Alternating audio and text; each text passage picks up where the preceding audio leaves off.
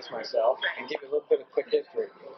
First of all, my name is Ronnie Guyer, G-U-Y-E-R, and I was a veteran survivor of the first major battle of the Vietnam War 51 years ago. And I was a radio man, driver, and orderly to Lieutenant Colonel, that's LT, period, and COL, period, Hal Moore. This is his biography, Hal Moore. This is what he looked like in Vietnam when I was with him. And he has just passed away. Hal Moore was born on February 13, 1922 in Bardstown, Kentucky.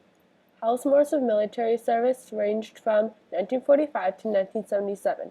After the Le Drang battles, Moore was awarded the Distinguished Service Cross for extraordinary heroism at Le Drang. Under Hal Moore, Ronnie was a radio man during the Vietnam War, pictured here, prior to joining LTC Lieutenant Moore on his first recon flight in Vietnam after the Le Drang battles.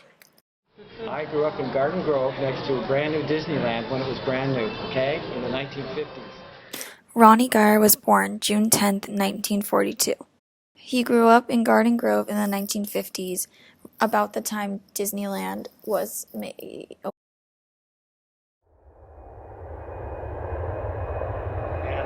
So I thought I was going to grow up to be a good Mouseketeer and ended up in the Valley of Death instead, in the first major battle of the Vietnam War. So I was pretty old. Ronnie fought in the first major battle of the Vietnam War, the Valley of Death in 1965, called the Battle of La Darien Valley, led by Hal G. Moore, 1st Battalion, 7th Cavalry. The 7th Cavalry conducted a heli-borne assault into Landing Zone X-Ray near the Chu Pong Hills. Later that afternoon, the North Vietnamese 33rd Regiment attacked the U.S. troopers. The fight continued all day and into the night. I was really stunned to see that there really is such a thing as hate in this world. There really, truly is. And I saw it firsthand, this Mouseketeer. And then as I'm continuing to carry our dead and wounded from helicopter to helicopter to rescue and etc., I was stunned to further understand that there really are people out there in this world who hate the free for being free. And hate won. Hate took over communist Vietnam, took over North Vietnam, took over a free South Vietnam. After we cut off our funding for them from Congress to fight for their freedom. Ronnie was stationed in the Central Highlands of Vietnam, named An Khur in the 20K Marin Division. In 1963, Ronnie lost his first love, his president John F. Kennedy, and his mother to lupus while fighting in the war.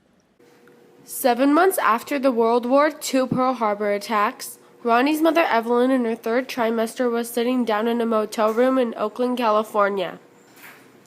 She was anxiously wondering if the U.S. Navy was going to be able to stop a threatening Japanese Navy at mid-Pacific's Midway Island from coming all the way to Oakland, California.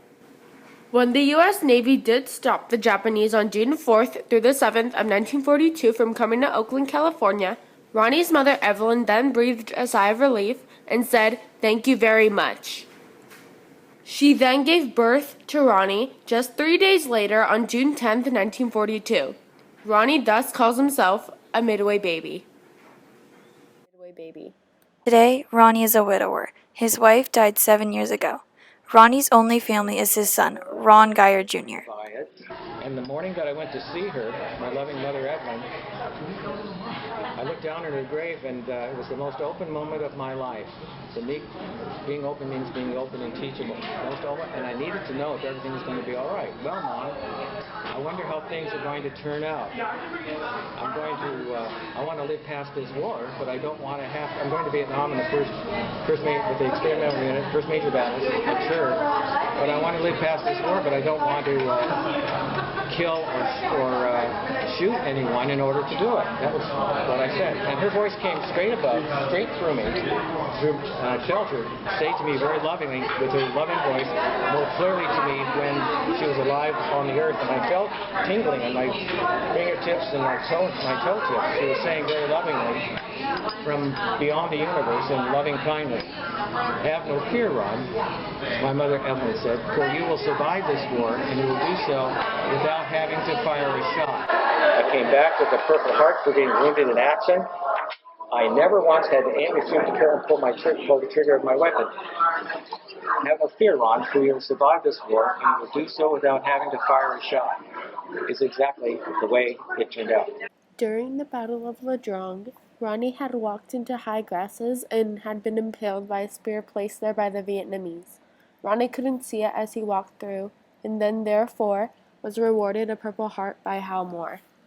I was walking into the high grass off a helicopter down a hill, and the grass was about as tall, almost as tall as this table.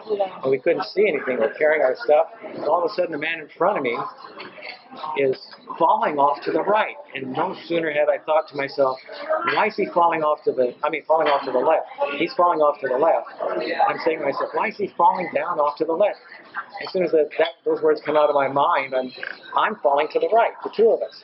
And what had happened was a spear stick had been put into the ground like this and sharpened to the point of a razor blade, usually put in dung or poison or something like that, had gone into his side of his leg, and the momentum of everything threw him that way, and it straightened out right in time for me to walk right into it. You're in tall grass, you don't see it.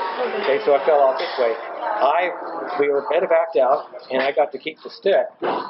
We flipped for it, and then about 5 days later, I came back. Ronnie always says that true happiness in life comes from sacrificing on behalf of others. The more sacrifices, the more happiness. People appreciate Ronnie as Aloha Ronnie. I'm known as Aloha Ronnie online and in my calls to media, but I usually go by Ronnie Guyer. When I came back from Vietnam, I had been trained in air mobility, air assault tactics, flying men and materiel from place to place for our battles and things. I came back and went to work for Matson Lines in LA Harbor. Matson Lines. Ronnie explained that the only thing that kept him sane was letters from loved ones.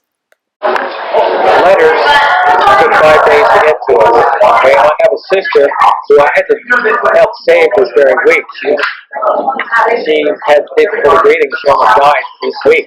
And now at the end of the week, I found out my grandmother died. So she wrote me letters, frequent letters from Garden Grove next to Grand Disneyland, encouraging me. So it gave me warmth and closeness with the family. My Catholic upbringing and closeness in the religion and the execution of it gave me a spiritual calmness. But the letters from a loved one, someone my first love, gave me strength. When Ronnie was drafted, he was drafted at a young age along with many other younger Drafted men. at age 21 and got out at age 20, and got out at age 22. We were 20,000 men as one division in a circle base at a base of a mountain that was a mile wide in diameter, and yet we were able to get 400 helicopters in there. Ronnie went through basic training, which consisted of learning how to use infantry weapons and being in formation. It gave me strength. But I needed to see what was really happening out in this world, because there was a lot of things going on that I did not understand. And so I needed the clarity of being out there and seeing what the world is really like. And the United States Army did that for me. And I would encourage everyone to go into the United States military to see what the world, or some other kind of service-related thing, if you wish. Because in the end, my life was defined by it. He also participates with other various projects around California, telling students and people his life story as a Vietnam War veteran and survivor. Even from 1965, Ronnie still works to fight for freedom in Vietnam. For example, Ronnie spoke before the Garden Grove City Council in support of recognizing the free flag of a once-free South Vietnam of the Battle of Le Drang in 1965, holding the flag as they cheered him on. I ended up representing the members of the state legislature, being their face and voice here in Southern California for 8 years. That put me everywhere in Southern California, giving speeches and presentations. Now, I've been retired now for about 4 years, and everything I'm doing now is I'm speaking to students in school, like I am doing now.